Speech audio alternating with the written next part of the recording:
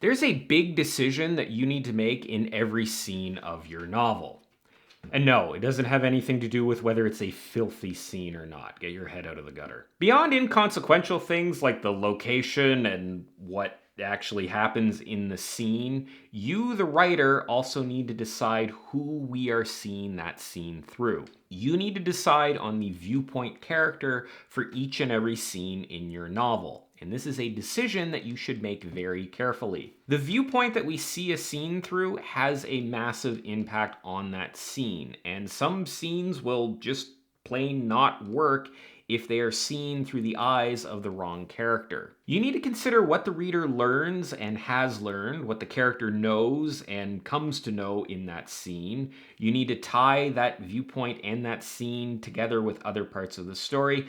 There's a lot that goes into the decision of what viewpoint character to choose for a scene, and that's what we're going to talk about today. Most of this applies the strongest if you're writing in third limited perspective, but I think there are still some takeaways here even if you write in first person or third omniscient. Let's start with a very brief description of what a viewpoint character is. The viewpoint character is the character that we see the scene through. We, in third limited perspective at least, see their thoughts and their internal reactions to everything that happens in the scene. We also see what they see and hear what they hear from their perspective. We are inside the head of that character. One sort of rule of thumb, if you're having trouble understanding who the viewpoint character is to just think about if that character moves to a different room or some other different part of the environment, do we, the reader, also move into that other room, or do we stay in the first room?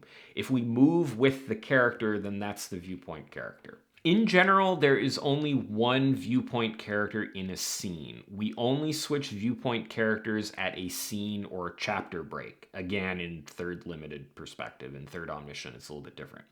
Switching viewpoint characters within a scene is called head hopping and is a sign that you're doing viewpoint wrong. Generally, head hopping is something that should be avoided. We should only change viewpoint characters at a scene or chapter break. Narrative distance is a related but different concept to the viewpoint character. Narrative distance refers to how close we are to that character. Are we hearing their thoughts? Are we really experiencing what they are experiencing? Do we have access to all of the information that that character has access to? Do we know everything they know? You can have a very close narrative distance where we're very much deeply in the head of the character, or you can have a more cinematic narrative distance where we're almost like watching the character from a camera over their shoulder. I did some videos on narrative distance a while ago that I will probably forget to link to, so I'm not even going to promise that I'm going to link to them. The viewpoint character's experience of a given scene is the experience that gets most strongly conveyed to the reader. This is why choosing the right viewpoint character is so important. That's primarily what makes selecting a viewpoint character so important. In order for a scene to have the desired impact on the reader, we need to show it through a character who experiences that desired impact. It's important to note that the main character in a scene, the character that the action centers around, is not automatically going to be the best viewpoint character. Sometimes it's a character who's observing the events. Sometimes it's a character who's way in the back of the room, in the corner, just kind of watching stuff. It's not necessarily the main person who's doing the most things in the scene. That's not necessarily the best viewpoint character. If there's a big climactic fight, or you have a character who catches on fire, or if there's like a ship sinking or a plane crashing, we don't necessarily need to see the scene from a character who's directly involved in any of that. Sometimes an observer character is actually a better viewpoint character to select for that scene. In reality, it's the character whose experience of that scene is the experience we want to convey to the reader. That is the proper character to select. This could be because the character notices something that other characters don't notice. It could be that they have some kind of revelation that we want the reader to share in. It could be that they are the only character who sees all of the events that we want the reader to see. If Frankie is the only member of the string quartet who gets a good view of the alien ship landing outside the practice hall, then we need to see that scene through Frankie's eyes. Frankie plays the viola, by the way. He's terrible. Another important consideration is the balance of information that you want to hide or show to the reader. For instance, if you've got an interrogation scene and we don't know if the person being interrogated committed the crime or not, and we want to hide that fact from the reader, then it makes sense to have that scene from the perspective of the detective who, like the reader, doesn't know whether the suspect committed the crime or not. In that sort of scene, it would be a lot harder to hide whether or not the suspect committed the crime or not from the reader if we were in the head of the suspect being interrogated. But that depends entirely on what you want to achieve for that scene. Maybe you do want to be in the head of the person trying to lie their way out of being charged with a crime or whatever. It depends on the story and the scene.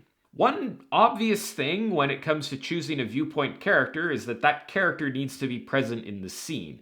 This seems like a super obvious thing that I shouldn't need to mention, but if you're writing in first-person perspective, this is a major consideration. Most first-person novels only have one viewpoint character, and you need to make sure that you plot your story in a way that that viewpoint character is present in every single scene in the story that it's important for the reader to see. That's one big challenge that you encounter when writing first-person POV. You need an excuse for that character to either be present at every critical event in the story or somehow find out about it third hand from somebody who was there. This sort of thing can sneak up on you, so if you are writing first-person perspective, keep this in mind as you're plotting your story. Another consideration here is reader preference. Your readers are going to like or dislike different members of your cast to varying degrees depending on the reader.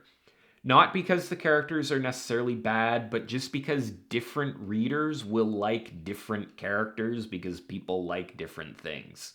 This can cause problems because the reader may not enjoy viewpoints from a specific character if they don't really like that character, and this can cause them to not enjoy certain sections of the novel. I don't really know of a solution to this because it depends on specific readers and how they connect to specific characters, so there's not really a way to avoid this in general. But it is something that you need to consider. I think the thing to avoid is having big stretches of your novel from the perspective of one character. If like the first 10 chapters have a balance of a bunch of different characters, and then there's like 15 chapters in the middle of the novel that are all from the perspective of one character, that kind of feels a little bit weird, and I would question why you have that big stretch where we're only seeing one character's viewpoint. Those are the kinds of things that you maybe would want to avoid, because if you have a big stretch that's just from the perspective of one character and the reader doesn't like that character, they're not going to like that stretch and it's going to feel like a lot to get through. This is where the decision of what viewpoint character to choose has to do with the rest of the novel. You need to consider who is the viewpoint in that scene and in the scenes surrounding each scene. What is revealed? What do we learn about the characters from that viewpoint? How is that viewpoint balanced with the other characters? Are we getting a good mixture of viewpoints? Are we avoiding problematic viewpoints if a character knows something that we don't want the reader to know? So there is a balancing and a consideration of not just who's the best viewpoint for this scene, but also who's the best viewpoint for this scene based on all the scenes happening around that scene. Man, this video just kind of wandered around without a whole lot of structure, which is not what you should do when deciding on your viewpoint characters. I think the biggest takeaway from all of this is you need to be deliberate and put some thought into who you're selecting as the viewpoint for a specific scene. Every time that I've rewritten a scene from a different viewpoint, I've always been shocked by how much that scene has changed. I think it's really easy to underestimate the effect that a viewpoint character or selecting a different viewpoint character can have on a scene. So make sure when you make that selection, you're putting some thought into it. Speaking of thinking about things, I'm thinking about ending this video because we're at the end of this video. So there you have it. I'd love to hear what you think about this in the comments down below. If you want to see more stuff like this, you can check out all my other writing advice related videos and subscribe to my channel. As always, thanks so much for watching, and I will see you next time.